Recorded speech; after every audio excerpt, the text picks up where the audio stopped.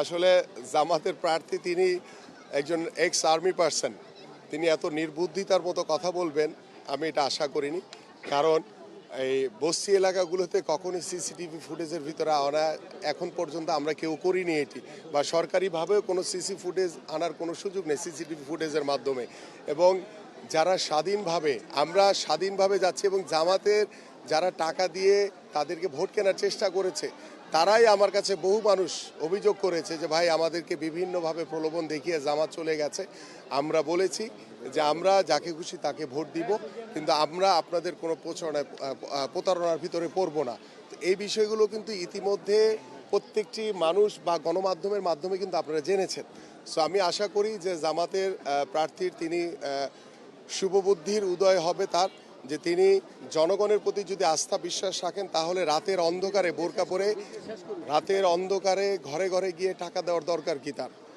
এবং আমরা যে সিসিটিভি ফুটেজের কথা বলেছেন এটা ভেরি ফানি, এটার কোনো সত্যতা আছে বলে আমার জানা নেই। ধন্যবাদ।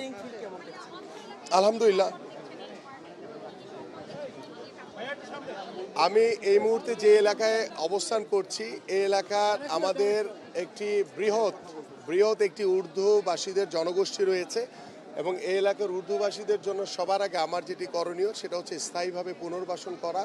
পাশাপাশি আমাদের এই উর্দুভাষীদের প্রত্যেকটি পরিবারের অসহায় যারা পরিবার রয়েছে তাদের সন্তানদের বিনামূল্যে শিক্ষা ব্যবস্থা করা এবং তাদের পরিবারের জন্য বিনামূল্যে স্বাস্থ্যসেবা নিশ্চিত করা। সর্বোপরি আমাদের এই এলাকাতে জলাবদ্ধতার একটি বৃহৎ সমস্যা রয়েছে।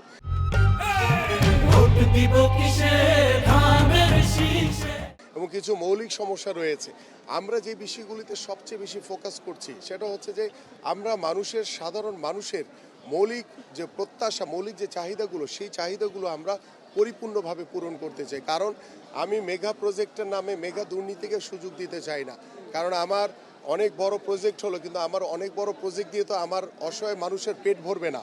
আমার দায়িত্ব হচ্ছে আগে আমার সাধারণ মানুষের তার যে দৈনন্দিন যে প্রয়োজন, সেই প্রয়োজনগুলো আমি মিটাতে পারছি কিনা, মৌলিক চাহিদাগুলো তাদের কাছে পৌঁছে দিতে পারছি কিনা, আমার কাছে হচ্ছে দিস ইজ ইম্পর্টেন্ট এবং আমরা সেই কাজটি করে যাচ্ছি আমাদের জায়গাতে।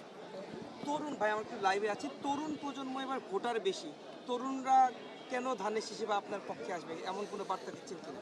দেখেন, তরুণরাই পারে দেশ বদলাতে, তরুণরাই পারে ইতিহাস বদলাতে এবং তরুণরা কিন্তু সেটি করে দেখিয়েছে। 24-এর গণঅভ্যুত্থানে তরুণদের, ছাত্র জনতার যে অভ্যুত্থানের মাধ্যমে আমরা একটি স্বৈরাচার মুক্ত বাংলাদেশ পেয়েছি।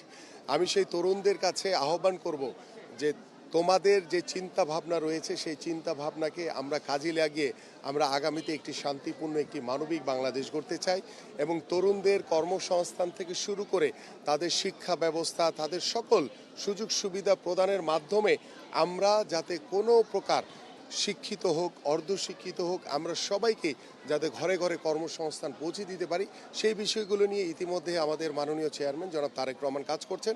ইনশাআল্লাহ আল্লাহ যদি আমাদেরকে কবুল করে তাহলে আমরা ইনশাআল্লাহ সর্বোচ্চটুকু দিয়ে আমরা সেই তরুণদের চিন্তা ভাবনাকে কাজে লাগিয়ে আগামীর বাংলাদেশ গড়ব ইনশাআল্লাহ।